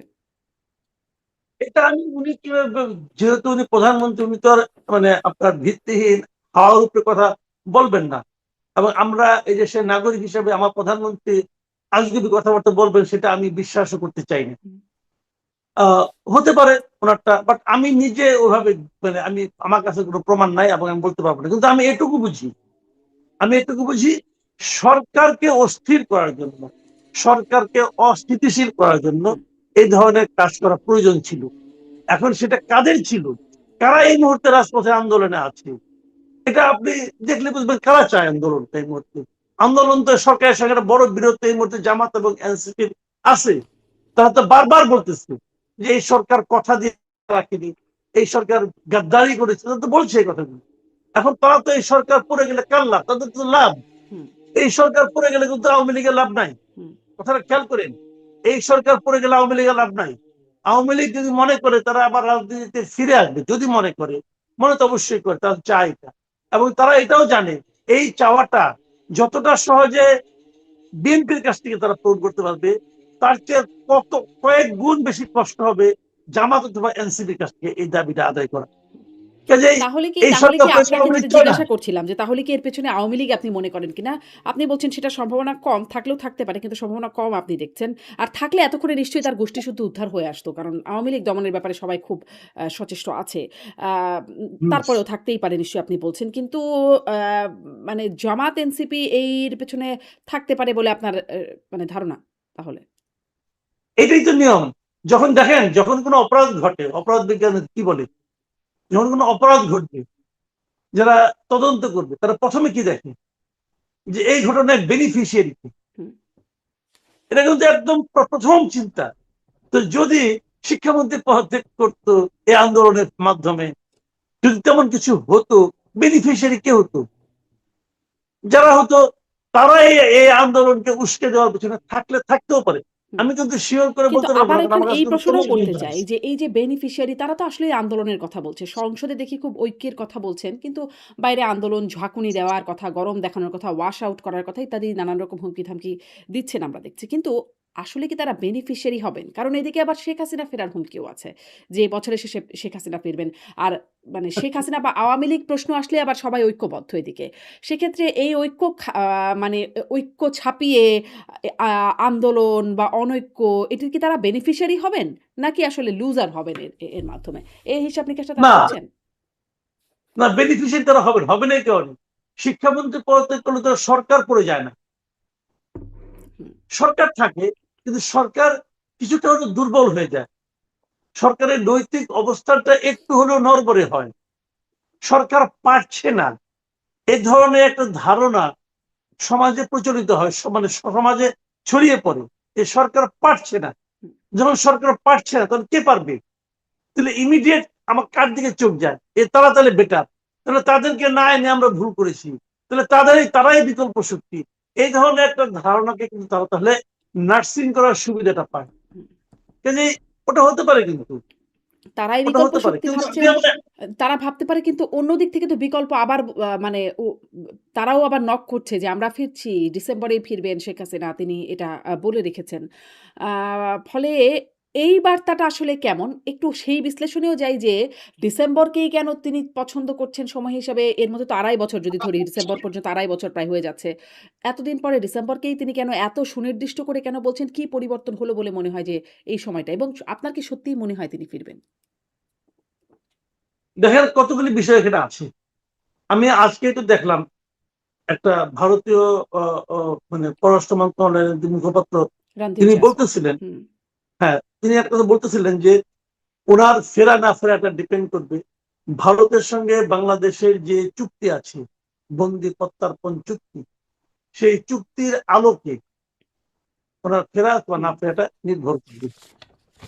কাজেই খুব ওনাদের তো কূটনৈতিক ভাষা, সরাসরি কিছু বলবেন না, যতটা ঘুরিয়ে পেঁচিয়ে বলা যায়। আরেকটা কিন্তু লাইন ওখান কিন্তু থেকে তিনি বলেছেন জনাব মাসুদ কামাল শুরুতে যে, এ বিষয়ে মানে শেখ হাসিনার বিষয়ে দৃষ্টিভঙ্গিগত কোনো পরিবর্তন আসেনি। এই কথাটাও তিনি হ্যাঁ, বলেছেন। হ্যাঁ, কিন্তু উনি তো বলেননি দৃষ্টিভঙ্গিটা কি। হুম। কিন্তু যা ছিল তাই। যা আগে ছিল এতদিন যা দেখে আসছি সেটা তো বুঝি তাই পরিবর্তন হয় নাই। ওটা কি? ওটা হলো যে উনার গায়ে ফুলের টোকাটি লাগতে দিব না, হুম, এটাই। গত ২ বছর আমরা কি দেখেছি শেখ হাসিনার ব্যাপারে? শেখ হাসিনা ভারতের কাছে আছেন, উনি কি হিসেবে আছেন? অতিথি হিসেবে, বন্দী হিসেবে। ভারত শেখ হাসিনাকে কি হিসেবে বিবেচনা করে? হুম, একটা রাজনৈতিক দলের নেতা হিসেবে, নাকি একটা দেশের প্রধানমন্ত্রী হিসেবে? দেখেন উনি কিন্তু ভারতের কাছে তো গিয়েছেন। যখন উনি গিয়েছেন তখন বাংলাদেশের প্রধানমন্ত্রী কে ছিল? তখনও তো উনি উনিই ছিলেন। ছিলেন। হ্যাঁ, তখন তো উনি ছিলেন। মানে জবরদখল করেও তো তখনও কেউ নেয় নাই, তখনও তো কেউ সরকার প্রধান হয় নাই। হুম, তাহলে একজন সরকার প্রধান ওনাদের কাছে আছেন, তো ওনাকে তারা যেভাবে তাকে গ্রহণ করেছেন সেভাবেই তো আছেন। এর মধ্যে তো চেঞ্জ হওয়ার কি কি কি কারণ আছে? তো এখন কোনো কিছুই কিন্তু ওরা স্পষ্ট করে বলছেন না, দৃষ্টিভঙ্গি সমানই আছেন। এখন কিন্তু উনি এখানে আছেন, অতিথি হিসেবে আছেন, কিন্তু অতিথি তো কোথাও বাইরে না, উনি কোথাও শপিং এ যান, অথবা একটু বেড়াতে যান, অথবা হাঁটতে বেরোন, কোথাও কি ভ্রমণে যান, কেউ তো জানে না সেগুলো। তাহলে উনি কি বন্দী? উনি কি গৃহবন্দী? কেউ তো জানে না সেগুলো। কাজেই যে জিনিস আমি জানি না, আমাদের কেউ জানে না, সেক্ষেত্রে ওনার প্রতি ওনাদের দৃষ্টিভঙ্গি কি সেটাও আমরা জানি না, সেটাও আমরা জানি না। কারণ ওনারা বলছেন সেভাবে আছে। বাট বাংলাদেশে ফেরতের ব্যাপারে উনি যেটা বলেছেন সেটা হলো যে বাংলাদেশের সঙ্গে ভারতের একটা চুক্তি আছে, এই চুক্তির মাধ্যমেই উনি ফিরবেন। মূলত এই কথাটাই উনি মানে আকার ইঙ্গিতে বিভিন্ন কথার মারপেচের মাধ্যমে মূলত এইটাই প্রতিষ্ঠিত হয়। অন্যদিকেও কোনো ব্যাখ্যা থাকতে পারে, বাট সেই ব্যাখ্যাগুলো তুলনামূলকভাবে গৌণ। এখন যদি উনি ওইভাবে প্রত্যাবর্তন করেন, তাহলে বাংলাদেশ অলরেডি তাকে চেয়ে রেখেছে। হুম, ওনারা হা না কিছু বলেনও নাই। ওনারা বলেছেন যে তোমরা যে চেয়েছো আমরা তো ওনাকে ফেরত পাঠাবো, তাও তো বলে নাই। তাহলে এটাও ওনাদের অবস্থান ওনার ব্যাপারে যে আমি কিছু বলবো না, তারা ওই অবস্থানে আছেন। তাহলে যদি উনি ফেরত আসেন, তাহলে ওই পদ্ধতির মাধ্যমে আসবেন। এত কিছুর মধ্যে যে জিনিসটা স্পষ্ট হয় সেটা হলো শেখ হাসিনার দেশে ফেরা না ফেরাটা, মানে বাংলাদেশের ভূখণ্ডে শেখ হাসিনার পা রাখা না রাখাটা শেখ হাসিনার উপর নির্ভর করে না, এটা নির্ভর করে ভারতের উপর এবং বাংলাদেশের উপর। এখন ভারত যদি বলে, কথার কথা, ভারত যদি বলে উনি আমার এখানে তো কোনো ভিসা নিয়ে আসেননি, একটা হেলিকপ্টারে চলে আসছেন, ওকে, আমি ওনাকে একটা হেলিকপ্টার দিয়ে পাঠাই দেবো। হুম, যদি বলে, বলতেই পারে উনি যেভাবে আমাদের এখানে আসছে আমরা তাকে সেভাবে পাঠিয়ে দিব। এখন বলবো উনি তো পালিয়ে আসছেন, উনি কি আসলে দেখেন এগুলি কিন্তু অনেক ব্যাখ্যা আছে কিন্তু ভাই, উনি পালিয়ে গেছেন কিভাবে? ওনাকে একটা হেলিকপ্টারে বাংলাদেশ থেকে নিয়ে যাওয়া হয়েছে না? হুম। ওই সামরিক হেলিকপ্টার গিয়ে হেলিকপ্টার, শেখ সামরিক হাসিনা, বিমানে। হুম, ওই হেলিকপ্টার গিয়ে শেখ হাসিনা অথবা শেখ রেহানা ওনারা কেউ চালনা করেছেন? হুম, তত করেন নাই। আমাদেরই সামরিক বাহিনীর কোনো না কোনো পাইলট চালিয়ে গেছেন। যারা চালিয়ে গেছেন তাদের কি বিরুদ্ধে কি কোনো ই হয়েছে, আপনার কোর্ট মার্শাল হয়েছে যে তোমরা কেন আমাদের প্রধানমন্ত্রীকে ওদেশে নিয়ে গেলে? হয়েছে? হয় নাই তো, আমরা তো জানি না কিছু। তার মানে যারা নিয়ে গেছেন তারাও কিন্তু শেখ হাসিনার অনুগত হিসেবে নিয়ে গেছেন, এটা আমরা বলতে পারি না। হুম। তাহলে তাকে কি অর্ডার করছে? তাহলে কে অর্ডার করছে? যে অর্ডার করেছেন উনি কি অন্যায় করেছেন? যদি অন্যায় করেন তার কোনো শাস্তি হয়েছে? দেখেন এগুলো কিন্তু ভাই প্রশ্ন রে ভাই, আমি প্রশ্ন মানে এই করছি, প্রশ্নটার উত্তরও তার কেউ দিল কোনো না যে শাস্তি কে হয়েছে? আসলে অর্ডার করলো তাকে যে ভারতে নিয়ে যাওয়া হবে। কারণ আমরা তো জানি কারণ না। ভারতের সেনাপ্রধান কিন্তু বলেছিলেন সেনাপ্রধানের সাথে তার ৫ই আগস্ট যোগাযোগ হচ্ছিল, বহুবার হ্যাঁ, যোগাযোগ হয়েছে। ফলে মানে কে অর্ডার করলো, কার যোগাযোগে কিভাবে তিনি গিয়ে চলে গেলেন সেই প্রশ্নটার উত্তর কেউ দেন নাই এটা তো আমরা আসলে। জানলাম না। হুম, আবার ধরেন যে হেলিকপ্টার ওনাকে নিয়ে গেল সে আবার দেশে ব্যাক করছে না? হুম, ব্যাক করছে তো। ব্যাক করে তাকে কি প্রশ্ন করা হয়েছে যে তোমার প্লেনে তোমার হেলিকপ্টারে আমরা দুইজন গুরুত্বপূর্ণ ব্যক্তিকে দিয়েছিলাম, তাদেরকে তুমি মাঝ রাস্তায় ধাক্কা দিয়ে ফেলাই দিয়ে আসছো, কি করছো? ওটা তো আমানত। হুম, আমি তোমাকে আমানত হিসেবে দুইজনকে দিয়েছিলাম, তুমি তাদেরকে কি করলা? তুমি তো তাদের নিয়ে গেছো, তুমি তো তাদের ছাড়া ব্যাক করলে কেন? জবাব, এগুলো তো প্রশ্ন। এই প্রশ্নের জবাব কে দিচ্ছে? কেউ দিচ্ছে না। হুম, হুম। প্রশ্নও কেউ করছে না। কেউ করছে না। প্রশ্নও তো কেউ করছে না। এখন ভারত যদি বলে যে যেভাবে পাঠিয়েছেন সেভাবে পাঠিয়ে দেই, যদি পাঠিয়ে দেয় তাহলে আপনি কি করবেন? মানে আমি বলছি যে এগুলি দেখেন, এগুলি আপনি সব কিন্তু লজিক দিয়ে এস্টাবলিশ করতে পারবেন না। হুম, কাজেই আবার উনি যদি বলেন যে আমি এখানে থাকবো না, আমি চলে যাব, ভারত থেকে বেঁধে রাখবে, তো উনি বলবেন ভারত আমাকে বেঁধে রেখেছে, এই আরেক যন্ত্রণা। উনি আবার তখন রয়টার দিয়েছেন এর আগে, এবার হয়তো এপিকে দিবেন ইন্টারভিউ, দেখেন ভারত কিন্তু আমাকে দেশে যেতে দিচ্ছে না, তো ভারত কি এই দায় নিবে? তো এইগুলি শুনেন, এখন যে যার অবস্থানে থেকে যে যেভাবে পারছে তারা কথা বলে যাচ্ছে। এখন এসব কেউ কথার যদি বিতর্ক সামারি তৈরির আপনার জন্য কাছে কথা মনে হয়, বলছে। এই কথাগুলোর বিশ্লেষণ করে যদি আপনার কাছে জানতে হয়, তিনি কি ডিসেম্বরে ফিরবেন বলে আপনার বাস্তবিকভাবে মনে হচ্ছে? মানে সার্বিকভাবে? শুনেন, আমি পার্সোনালি যতটুকু বুঝি, আমি একদম ব্যাখ্যা করে ওনার অবস্থান তো আমি জানি না উনি কিভাবে আছেন। উনি কি ভারতের ইচ্ছায় চলেন না ওনার নিজের ইচ্ছা ভারত চলতে দেয়, এটা আমি জানি না। কাজে আমি কিসের উপর ভিত্তি করে বলবো? কিন্তু আমি এমনিতে বলি যদি উনি মুক্ত মানুষ হন, যদি মুক্ত মানুষ হন, তবুও কিন্তু ওনার আসতেও গেলে, উনি যদি আসতেও চান, ওনার তো একটা ডকুমেন্ট লাগবে। কোনো এয়ারলাইন্স তো ওনাকে উইদাউট ডকুমেন্ট উঠতে দেবে না। সেই ডকুমেন্ট ওনাকে কে প্রডিউস করবে? ভারতে বাংলাদেশের দূতাবাস করতে পারে। আমার কাছে অস্বাভাবিক কিছু মনে হয় না, কারণ উনি এলে পর আমাদের সমস্যাটা কি? মনে করেন আমি যদি এই গভর্নমেন্টের কথা বলি, শেখ হাসিনা যদি বাংলাদেশে একা একা আসতে চান, যদি প্লেনে উঠে চলে আসতে চান, তাহলে বাংলাদেশ গভর্নমেন্টের সমস্যা কি? আমি তো কোনো সমস্যা দেখি না। সমস্যা দেখি না মানে আমি তত্ত্বগত ভাবে সমস্যা দেখি না। কারণ ওনারা তো তাকে ফেরত চাচ্ছেন, উনি যদি নিজেই চলে আসেন, বাংলাদেশ গভর্নমেন্টের তো কোনো প্রবলেম নাই। বাংলাদেশ গভর্নমেন্ট তাকে আনলে এয়ারপোর্টে আসার মতো তাকে অ্যারেস্ট করবে, অ্যারেস্ট করে তাকে নিয়ে কি আইনি করবে? প্রক্রিয়া। তার বিরুদ্ধে একটা শাস্তির রায় আছে, তো তার বিরুদ্ধে একটা আদেশ আছে, তার বিরুদ্ধে মৃত্যু দণ্ডাদেশ আছে। যদি ওনাকে না পায়, সেই দণ্ড তারা কাকে দিবে? দণ্ড দেওয়ার জন্য তো ওনাকে ওই গভর্নমেন্টের দরকার। তো সেক্ষেত্রে যদি উনি বলেন যে আমি ঘাট, তোমরা ফাঁসি দড়ি নিয়ে রেডি আছো, ওই দড়ির মধ্যে আমি ঘাট ঢুকানোর জন্য আমি আসতে চাই, তো সবকে তো খুশি হওয়া উচিত। এটা হলো লজিক্যাল কথা। মানে আমি মানে 2 দিয়ে 4 মিলালাম, কিন্তু এর বাইরেও একটা অঙ্ক আছে। সেটা কি? শেখ হাসিনা তো ভাই আমার আপনার মতো যে কোনো মানুষ না। উনার কথায় দাঁড়াইয়া আন্দোলন করার জন্য কয়েক লক্ষ লোক যে কোনো সময় রেডি আছে। তারা কি করবে? তারা অনেক কিছুই করতে পারে, তারা অনেক কিছুই করতে পারে, এবং সেই করাটা এই সরকারের জন্য কতটুকু আপনার মানে কি বলবো, মানে এই আরামদায়ক হবে, এটাও কিন্তু এই সরকারের দেখেন। আমি একটা কথা বলি আপনাকে ভাই, যে তাহলে কি জিনিসটা এরকম নাকি যে আমার কাছে ওনারা আসলে চায় না, সরকার চায় না যে তিনি আসুক? কারণ আমি এর মধ্যে আপনার কথার মধ্যে একটুখানি যুক্ত করি। এর মধ্যে আমরা শেখ হাসিনা এই ফেরার কথার মধ্যে পররাষ্ট্র প্রতিমন্ত্রী শামা ওবায় তিনি বলেছেন শেখ হাসিনা ফিরলে আত্মসমর্পণ করে জেলে যেতে হবে। কিন্তু স্বরাষ্ট্রমন্ত্রী বলছেন আত্মসমর্পণের সুযোগ নেই। তাকে প্রথমেই গ্রেপ্তার করা হবে। মানে ২ টা কথার মধ্যে একজন বলছেন আত্মসমর্পণ করে তাকে জেলে যেতে হবে, আর আরেকজন বলছেন আত্মসমর্পণের কোনো সুযোগ নাই। মানে সরকার কি চায় যে তিনি আসলে ফিরুক? ওই যে আপনি যে বাস্তবতাগুলোর কথা বলছিলেন সব মিলিয়ে? আচ্ছা, আমি সালাউদ্দিন আহমেদ সাহেবের কথাটা মানে আমার কাছে লজিক্যাল মনে হয় নাই। মনে হয় না, কারণ ধরেন আমি উদাহরণ দিয়ে বলি আপনাকে। ধরেন আমার বিরুদ্ধে গ্রেপ্তারি পরোয়ানা আছে, আমাকে পেলেই গ্রেপ্তার করবে, ঠিক কিনা? হুম, কিন্তু আমাকে তারা পাচ্ছে না গ্রেপ্তার করার জন্য। কিন্তু ইন এ ফাইন মর্নিং দেখা গেল আমি থানায় গিয়ে হাজির হয়েছি, হাজির হয়ে বলছি যে আমি মাসুদ কামাল, আমার বিরুদ্ধে গ্রেপ্তারি পরোয়ানা আছে, আপনারা আমাকে গ্রেপ্তার বলার সঙ্গে সঙ্গে তারা আমাকে গ্রেপ্তার করবে। এখন কোনটা আগে হইল? আত্মসমর্পণ হলো না গ্রেপ্তার হইলো? জি। আত্মসমর্পণের অব্যবহিত পরেই মুহূর্তে তারা গ্রেপ্তার করলো। কাজে আত্মসমর্পণের সুযোগ নেই, সালাউদ্দিন সাহেব বলেন কিভাবে? কিভাবে বলেন? হুম, উনি যখন এই দেশের মাটিতে নামলেন, নামার সঙ্গে সঙ্গে ওনাকে গ্রেপ্তার করলো। তো আগে তো উনি নামলেন, হুম, আর যদি গ্রেপ্তার করে আনা হয়, তাহলে তো ইন্ডিয়া থেকে উনি গ্রেপ্তার হওয়া অবস্থায় আসবেন।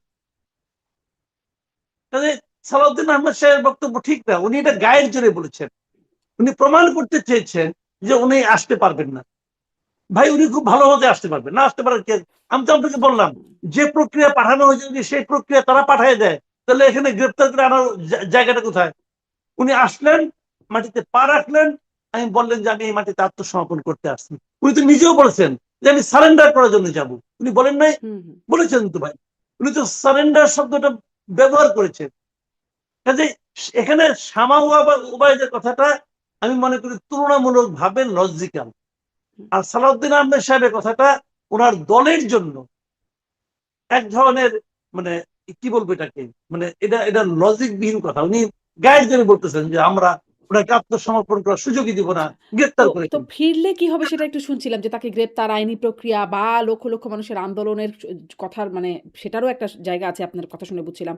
কিন্তু তিনি যদি না ফেরেন, ধরেন তাহলে কি হবে? ধরেন না ফেরেন, কারণ তিনি এর আগেও বলেছেন চট করে ফিরবেন, কিন্তু ফেরেন নাই। মানে এর আগেরও অনেক কথা তার সাথে মেলে নাই। এখনো যদি বলেন যে ফিরবো কিন্তু ফেরেন নাই, সেক্ষেত্রে তখন তার অবস্থান, তার ক্রেডিবিলিটি কি হবে? নাকি তিনি খুব শক্তভাবে অজুহাত দেখাতে পারবেন যে আসলে সরকার ফিরতে দেয় নাই?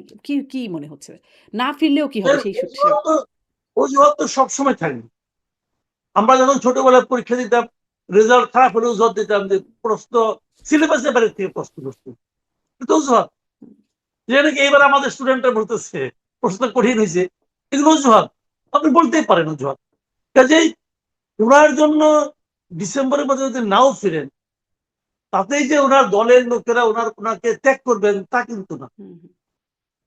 তারপর দেখবেন ওনার দলের লোকরাই অজুহাত দিবেন, ওনার অজুহাত দেওয়া দরকার নেই। যেমনটি আমরা দেখেছি তারেক রহমান এই অন্তর্বর্তী সরকার আসার পরেও কিন্তু ওনার ফিরতে প্রায় 1.5 বছর লাগাই দিচ্ছেন, প্রায় এবং 1 বছর তার 4 মাস ফেরাটা তার লাগিয়েছেন। একক সিদ্ধান্তের উপর নির্ভরশীল না, এটাও তিনি জানিয়েছিলেন।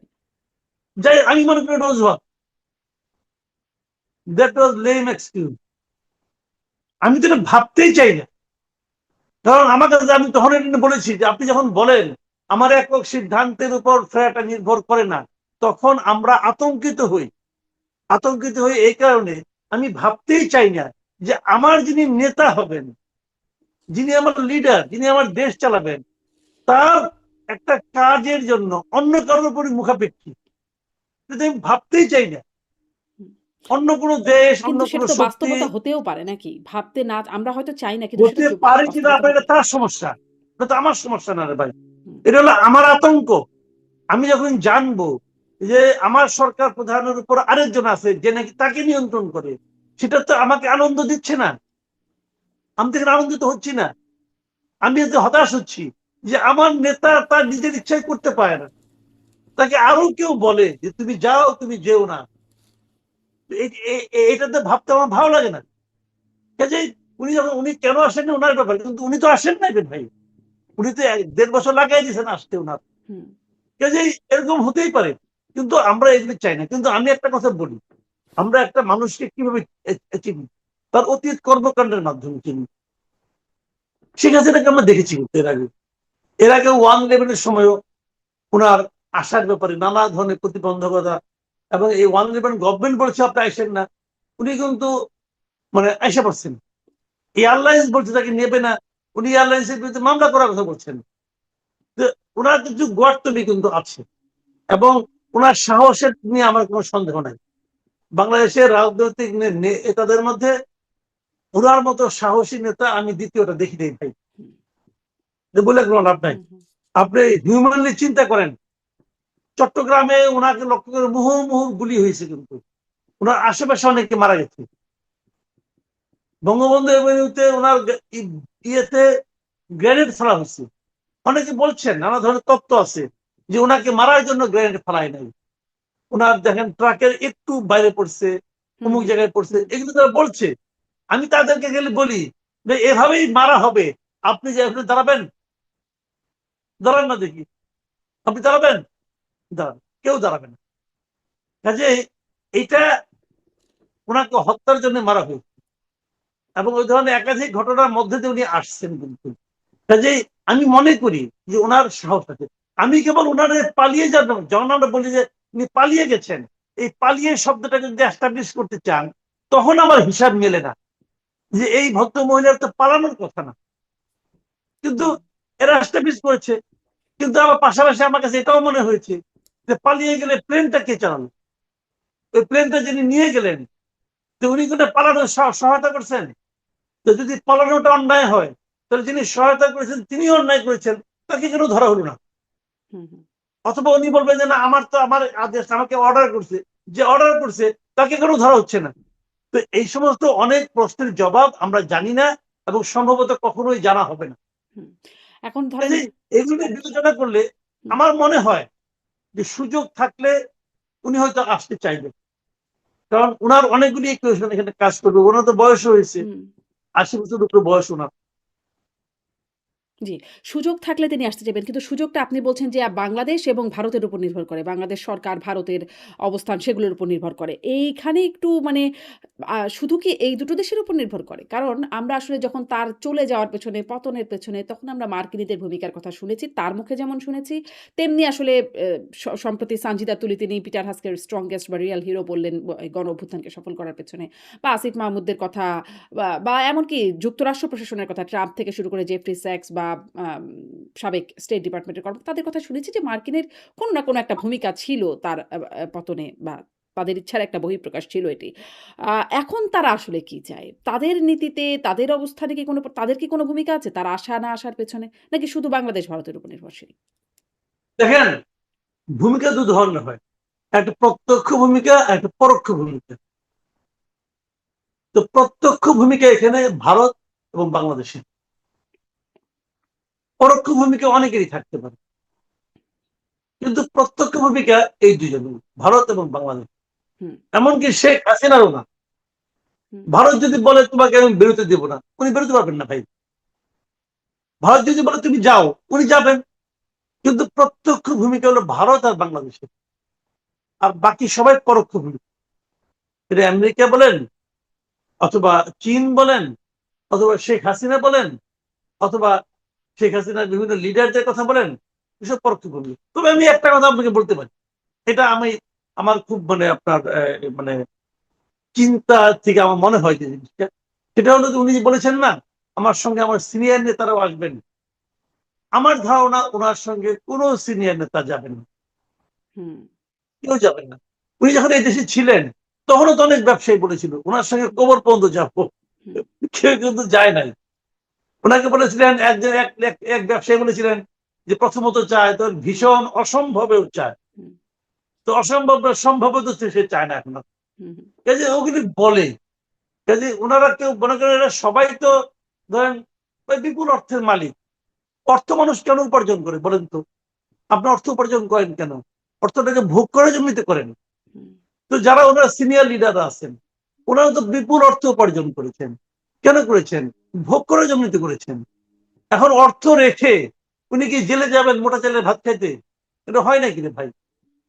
কি হবে না হবে সেটা পরে এলাম, আগে তো জেলে যাবে। হুম, শেখ হাসিনা জেলকে ভয় পায় না, তার অতটা দুঃসাহস আছে এবং তার হয়তো কিছু এভাবে সে ভাবে আমি দলকে পুনর্গঠিত করব।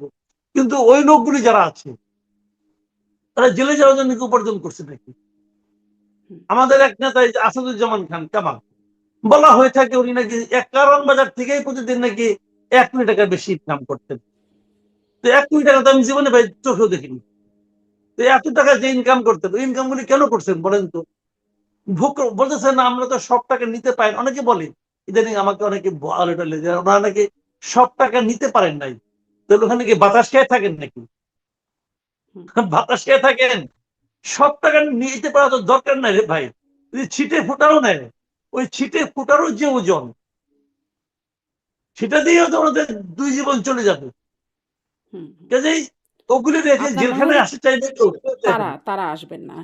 আম আমি আর ধারণা, আচ্ছা, মানে আমার ডিসেম্বর ধারণা। পর্যন্ত আবার এদিকে ওই প্রশ্নটা অবশ্য করে ফেলেছি। তারপরেও আরেকটু যে তাহলে জামায়াতে যে মানে সংসদে ঐক্যের কথা বললেও আন্দোলন বার্তা দিচ্ছে, সামনে কি জামায়াত আন্দোলনটা করবে বলে মনে হয়? এই যে গণভোট, সংবিধান সংস্কার পরিষদ গঠনের ইস্যুতে তারা কি আন্দোলনটা করবে বা সরকারকে এই চাপের মধ্যে রাখবে বলে মনে হয়? যখন আসলে শেখ হাসিনার হুমকিটা আছে। এটা একটু বলেছেন আপনি। তারপরেও আরেকটু সামারি শুনতে চাই। আমি আপনাকে বলে দিই জিনিসটা। শুনেন, ভাইয়ে ভাইয়ে ঝগড়া হয় না? হয় কিন্তু। হয়। জমি নিয়ে ঝগড়া হয়। হুম, তারপরে মনে করেন বাপের জমি ভাগ করে দিছে, কে রাস্তার পাশে পাইছে, কে রাস্তার ভেতরে পাইছে, এটা নিয়ে ঝগড়া হয়। এমনকি খাবার টেবিলে মা কার পাতে মাছের মাথাটা দিল, এটা নিয়েও ঝগড়া হুম। হয়।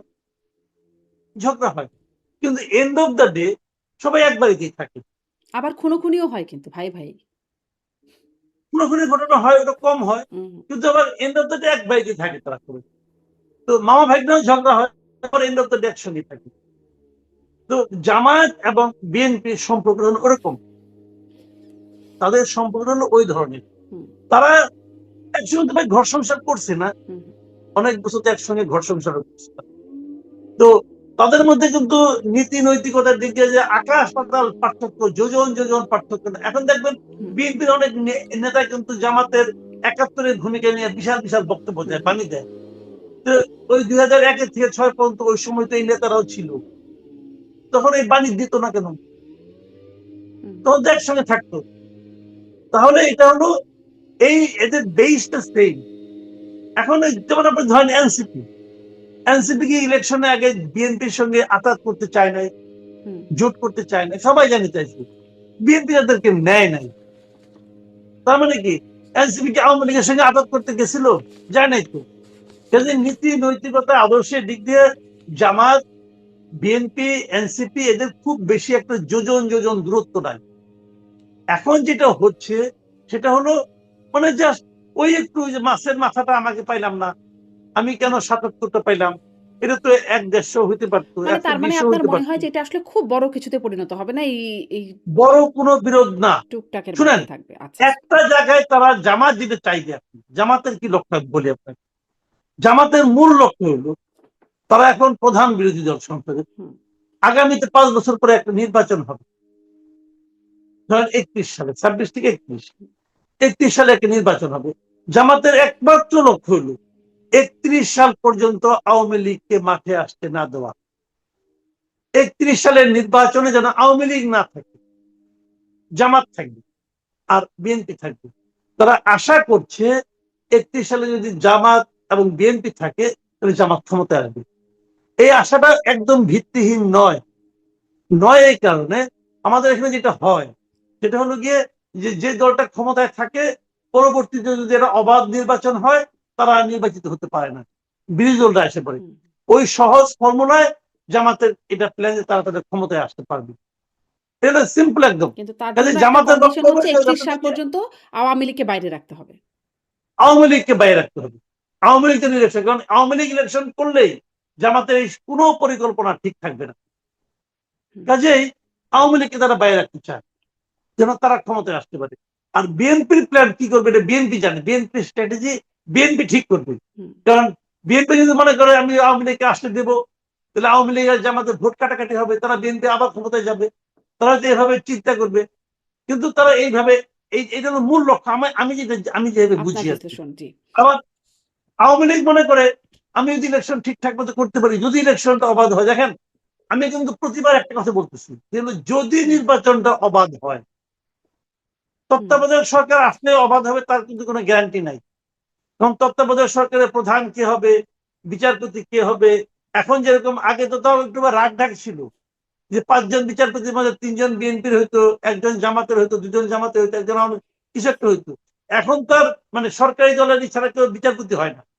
আরে বারের ইলেকশনই দেখেন না কেন আপনার, ওদের কিন্তু ইলেকশনই করতে দেয় না। যারা একটা বারের নির্বাচন ঠিকঠাক মতো করতে পারে না তারা একটা অবাধ নির্বাচন করে ফেলাবে, এটা আমি বিশ্বাস করি না। এটা আমি বিশ্বাস করি না। কোনো না কোনো অজুহাতে দেখবেন তারা একটা নাটক সাজাবে।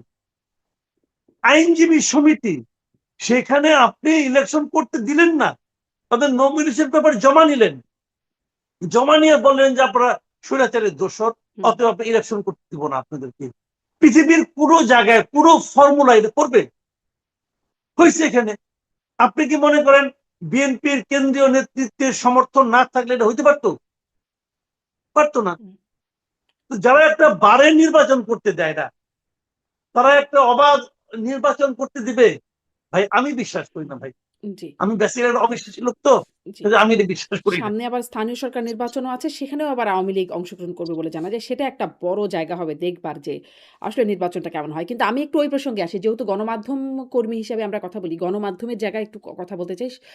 সংসদে মাননীয় স্বরাষ্ট্রমন্ত্রী তিনি বিরোধী দলীয় নেতার প্রশ্নের উত্তরে বলছেন, "কোনো গণমাধ্যমকে স্বৈরাচারী আচরণ করতে দেয়া হবে না, পাল্টা জবাব দেয়া হবে এবং রিজনেবল রেস্ট্রিকশন দেওয়ার কথা বলছেন।" সাথে, সাথে তিনি এটাও বলছেন যে আ যে তথ্য প্রবাহে গলা চিপে ধরা যাবে না। মানে গণমাধ্যমের স্বাধীনতার কথা সেটাও তিনি বলছেন।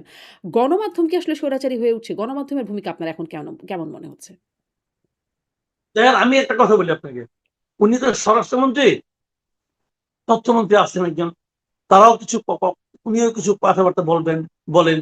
আমাদের এর আগেও অনেক সরকার ছিল, ওই সমস্ত সরকারেরও তথ্যমন্ত্রী ছিল, ওই সমস্ত সরকারেরও স্বরাষ্ট্রমন্ত্রী ছিল।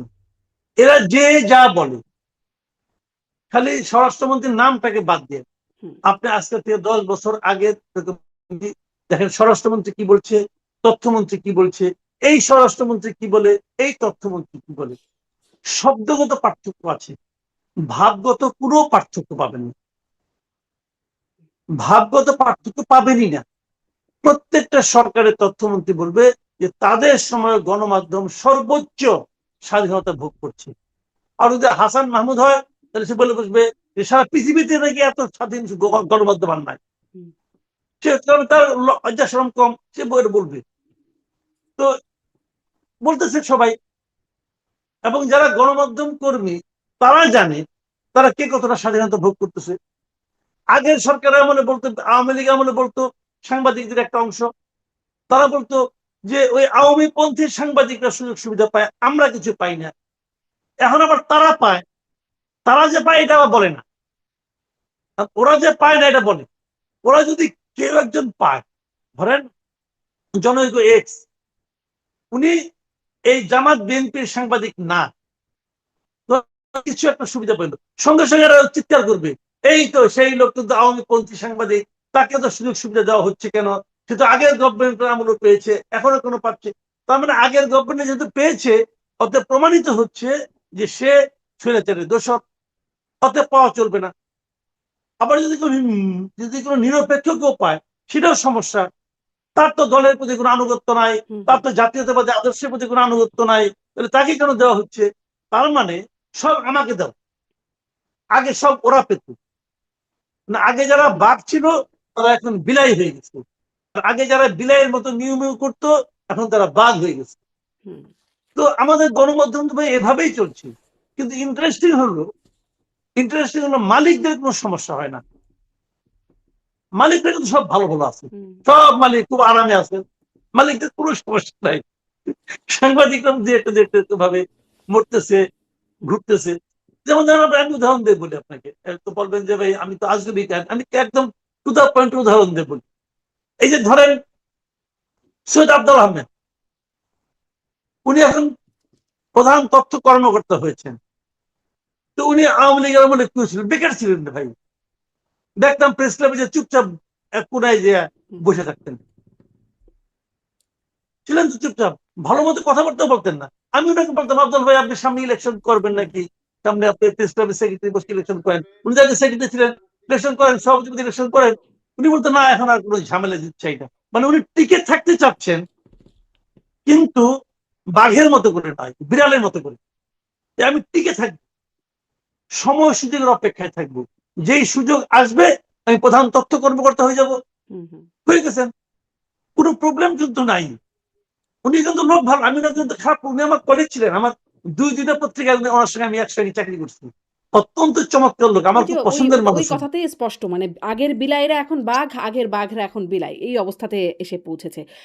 কিন্তু সার্বিকভাবে গণমাধ্যমের চরিত্রের কোনো পরিবর্তন কি হয়েছে বলে মনে হয়? কোনো পরিবর্তন নাই, কারণ একজন সাংবাদিকের কোনো ক্ষমতা নাই তার মালিকের ইচ্ছার বিরুদ্ধে কিছুটা বলে। মালিক যেভাবে চাইবে সাংবাদিক সেই কাজটাই করবে, এবং মালিক এই সাংবাদিকদের তার মতো করে চালানোর জন্য হুম, আরেকজন ক্যারিসমেটিক সাংবাদিককে তার পত্রিকা, তার প্রতিষ্ঠানে, তার টেলিভিশনে উচ্চ পদে বসায় রাখছেন। তার কাজ হলো মালিকের হয়ে সমস্ত সাংবাদিককে দৌড়াই বাড়ানো। এবং এই কারণে আপনি দেখবেন আমাদের মিডিয়াগুলোতে কি হয়, মিডিয়াগুলোর 1 নম্বর ব্যক্তির সঙ্গে এই মিডিয়ার 10 নম্বর, 5 নম্বর, 6 নম্বর যারা ব্যক্তি আছে, তাদের বেতনে আকাশ পাতাল পার্থক্য হয়। হুম, কেন পার্থক্য হয়? যে তুমি যা প্রাপ্য, তোমার যে যোগ্যতা, তার 10 গুণ তোমাকে আমি দিচ্ছি, আর অন্যদেরকে আমি ঠকাচ্ছি, তুমি ওই ঠকানোটাকে জাস্টিফাই করো। হুম, তো এরকম আমাদের মিডিয়া যারা মানে বড় মাতবর, সিপাহ সালার, ওনারা এই কাজগুলি খুব আনন্দের সঙ্গে করেন, কারণ উনি তো পাচ্ছেন, হুম, উনি তো পাচ্ছেন। আপনি প্রত্যেকটা পত্রিকায় দেখবেন সম্পাদকের সঙ্গে সহকারী সম্পাদকের বেতনে পার্থক্য কত, দেখবেন আপনি, আকাশ পাতাল পার্থক্য। সহকারী সম্পাদক কবে 1 লাখ টাকা, সম্পাদক কবে 7 লাখ টাকা, হুম, 7 লাখ 10 লাখ টাকা পাবে বেতন পাবে। এটা হলো আমাদের দেশের ক্যারেক্টার। জি। এবং এই এটা তখন হয় কি, ওই লোক তার ওই অবাস্তব বেতনটাকে জাস্টিফাই করার জন্য, অব্যাহত রাখার জন্য মালিক যতটা নিষ্ঠুর হইতে পারতো তার চেয়ে বেশি নিষ্ঠুর হয়ে যায়। হুম। কোনো মিডিয়াতে মালিক তাকে জি, 10% শেয়ার করে দেয়, জি। মানে নিষ্ঠুরতা আপনি এবং শেয়ার নেন। চাটুকারিতার একটা ব্যাখ্যা মানে কেন হয় সেটার একটা ব্যাখ্যা আপনার কাছ থেকে মনে হয় খানিকটা স্পষ্ট হলো। একদম শেষ প্রসঙ্গ মানে গণমাধ্যমে খুব বেশি দেখি নাই। এই যে মার্কিন ককাস মানে আমেরিকা ককাস হলো জাতীয় সংসদে সেটি খুব যে আলোচনা গণমাধ্যমে বা খুব যে খবর আসলো সেটি বলে মনে হলো না। নাকি আমি আসলে ভুল চোখ এড়িয়েছি আপনি আমাকে কারেকশন করতে পারেন।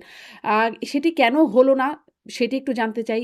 আর হচ্ছে মানে যেমন প্রধানমন্ত্রী সংসদে বললেন যে শিক্ষা খাতকে নষ্ট করার জন্য সাবেক কোনো মানে সরকারগুলো কোনো একটা দেশকে খুশি করার জন্য করেছে। এখনো কি কোনো দেশকে খুশি করার এই যে আমেরিকা ককাস নজিরবিহীনভাবে হচ্ছে, কোনো দেশকে খুশি করার বা সন্তুষ্ট করার কোনো প্রক্রিয়া আপনি দেখেন কিনা? মানে অবশ্যই আছে, অবশ্যই আছে। বাংলাদেশে জাতীয় সংসদের দক্ষিণ প্লাজায় ভিন্ন একটা দেশের জাতীয় মানে স্বাধীনতা দিবস উদযাপিত হলো। সেটা নিয়ে কোনো সমালোচনা করার মধ্যে দেখছেন আপনি? তেমন সিরিয়াসলি কোনো পত্র-পত্রিকা, কোনো মিডিয়ায় দেখছেন? আমি দেখি নাই বলেই জিজ্ঞাসা করছিলাম। জি, না আমি দেখি নাই। আমিও দেখি নাই। কেন দেখি নাই? বললেন কেন দেখি নাই? কারণ এই মিডিয়াগুলো অলরেডি বিকৃত হয়ে গেছে। কয় রফলা ঋষিকার বিকৃত আর কয় রিকার বিকৃত। হুম, তারা ২ ভাবে বিকৃত হয়েছে। এবং এটা তারা লজ্জার মানে এই যে বলে না ২ কান কাটা যে সে কিন্তু রাস্তার মাঝখান দিয়ে হাঁটে। কারণ তার তো কাটা কান দেখাতে কোনো সমস্যা নাই। বাম দিক দিয়ে গেলেও রাস্তায় ১ কান ঢাকতো তো ২ কানই কাটা। এদের কোনো লজ্জা নাই। এরা খালি আমার টাকাটা আমার কাছে আসলেই হয়। আমার দাপটটা আমার কাছে আসলেই হয়। আমার কথা সরকার শুনে এই জিনিসটা এই ফিলিংসটা নিয়ে আমি রাতের বেলা ঘুমাতে যেতে পারলাম কিনা সেটাই হলো ইম্পর্টেন্ট এদের কাছে। এদের কাছে দেশ, আত্মসম্মান, জাতীয়তা বোধ কিচ্ছু নাই দেবে জিরো, জাস্ট জিরো। হুম, এই যে আমি যে কথাগুলো বলতেছি আপনি বলবেন ভাই তুমি কে হে? তুমি বিরাট একটা জ্ঞানের লোক হয়ে গেছো, ন্যায়পাল হয়ে গেছো। না আমি হয়েছিও না, আমি এটা বলি আপনাকে। আমি তো কোনো চাকরি করি না। চাকরি করলে আমিও পারতাম না বলতে। কারণ আমি তো চাকরি করেছি। আমি ৩৪ বছর চাকরি করেছি। আমি জানি চাকরি করলে কি হয়। চাকরি কি ভাই? বলেন চাকরিটা কি? চাকরের কাজ তো চাকরি। তো আমি তো চাকর ছিলাম। কাজেই যখন চাকর আপনি থাকবেন তখন আপনি পারবেন না। আপনি আপনার চাকরকে বললেন, "হ্যাঁ, আমাকে ১ কাপ চা দাও।" সে আপনাকে ১ কাপ হুম, দুধ এনে দিল। ওকে না স্যার আপনার তো চা খাওয়া ঠিক না। ১ কাপ দুধ খান। ওই লোক থাকবে আপনার বাসায় চাকরি করতে পারবে? ওইকে কি তুই বুঝবি না আমি বুঝবো। তোরে চা আনতে বলছি চা নিয়ে আয়। তুই দুধ আনছস কেন? হিসাবটা কিন্তু ওই জায়গায়। হুম, হুম, এরা কেউ ছোট চাকর, কেউ বড় চাকর। হুম। জি। কিন্তু এই চাকররা তাহলে নিজেদের মাথা বিক্রি করে দিয়ে বসে আছে। ওই বিকৃত রিফেলা এবং র-ফেলা ২ টা দিয়েই আপনি বলছিলেন গণমাধ্যম। আর ধরেন এই আমাদের সরকার ব্যবস্থা বা মানে ক্ষমতা কাঠামো যদি বলি সেটির আসলে কি অবস্থা? মানে এই যে নজিরবিহীন ঘটনাগুলো ঘটছে, মার্কিন ককাস গঠিত হচ্ছে আমেরিকা ককাস, মার্কিনীদের অনুষ্ঠান হচ্ছে দক্ষিণ প্লাজায়। আবার ওই মার্কিন চুক্তিগুলোও খুব নীরবেই চলে যাচ্ছে। কেউ কোনো রকম কথা বলছে না। সংসদে অনেক রকম কথা হচ্ছে। খুবই অগুরুত্বপূর্ণ কথাও সংসদে গুরুত্বের সাথে আলোচনা হচ্ছে। কিন্তু এই বিষয়গুলো হচ্ছে না যেগুলো বাইরে কথা হচ্ছে মানে সরকার কাঠামোর কি অবস্থা বা ক্ষমতা কাঠামোর? অবস্থায় সরকার কাঠামোর খুব একটা সুবিধা না। ওই ছোটবেলায় গল্প পড়ে নাই, রাক্ষস খোকস বিরাট পাওয়ারফুল। কিন্তু ওর প্রাণ ভোমরা থাকে একটা ছোট একটা বাক্সের মধ্যে। হুম, রাক্ষস আসলে সে পারে না। কিন্তু ভ্রমরাকে ধরে যে চাপ দেয় তার রাক্ষস ব্যথা পায়। হুম, হুম, এখন কার প্রাণ ভ্রমরা কার বাক্সে বন্দি আছে ভাই? এটা তো আমি আপনি বুঝি না। আমরা তো স্বাভাবিক সাধারণ মানুষ। কিন্তু প্রাণ ভ্রমরা যেখানে দেখা যায় সেখানে নাই। অন্য কোথাও আছে।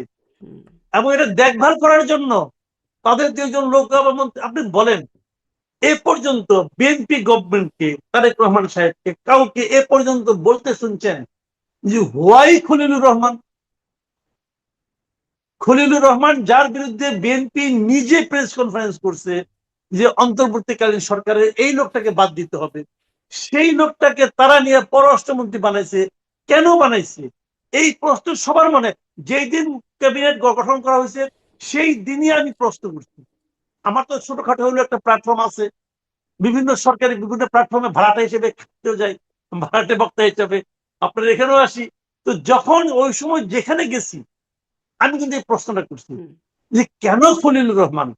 এই খলিলুর রহমানকে পররাষ্ট্রমন্ত্রী বানানোর মাধ্যমে বিএনপি সরকার মানে নৈতিকভাবে যে কত বড় অন্যায় করছে। হুম, এর আমি ২ টা কারণ বলছিলাম। ১ নম্বর হলো এর বিরুদ্ধে যারা আপনি বলছেন তাকে আপনি নিলেন কেন ১ নম্বর। ২ নম্বর হলো তাকে নেওয়ার মাধ্যমে আপনি নির্বাচনের পক্ষপাত দুষ্টতা প্রমাণ করেছেন। ওই নির্বাচন যে পক্ষপাতহীন হয় নাই হুম, হুম, সেটা আপনি প্রমাণ করেছেন। তো আপনি এই দায়টা কেন নিলেন? এই প্রশ্নের জবাব এই সরকারের একজন লোক দিয়েছে, তাহলে কি একজন লোক। এগুলো তো মানে যেমন আপনি প্রশ্ন করছেন, এটা খুব স্বাভাবিকভাবে প্রশ্নগুলো আসবে। এগুলো জানে বিএনপি সরকারও। মানে জেনে শুনেই তারা যার বিরোধিতা করেছে তাকেই তারা নিয়েছে, কোনো ব্যাখ্যা ছাড়াই তারা নিয়েছে। এটার কারণ কি সেই প্রাণভ্রমরা। প্রাণ ভোমরা, ওনাদের দায়িত্ব হলো যে প্রাণ ভোমরাটা তুমি আমার কাছে রাখো।